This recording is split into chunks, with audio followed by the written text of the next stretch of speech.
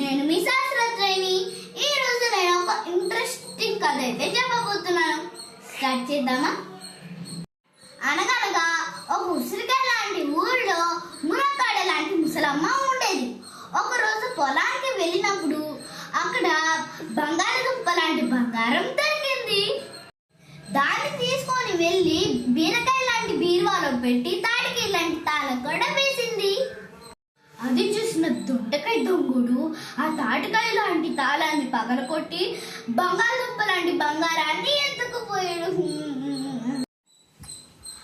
అది చూసిన మునక్కాడ ముసలమ్మ చాలా బాధపడింది. వెంటనే పోలీస్ స్టేషన్కి వెళ్ళి పొట్లకాయ లాంటి పోలీస్కి కాకరకాయ లాంటి కంప్లైంట్ ఇచ్చింది.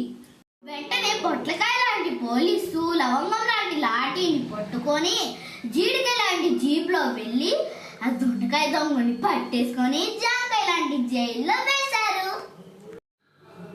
వెంటనే పొట్లకాయ లాంటి పోలీసు బంగాళదుంప లాంటి బంగారాన్ని తీసుకువచ్చి మునక్కాడ లాంటి ముసలమ్మకి ఇచ్చారు.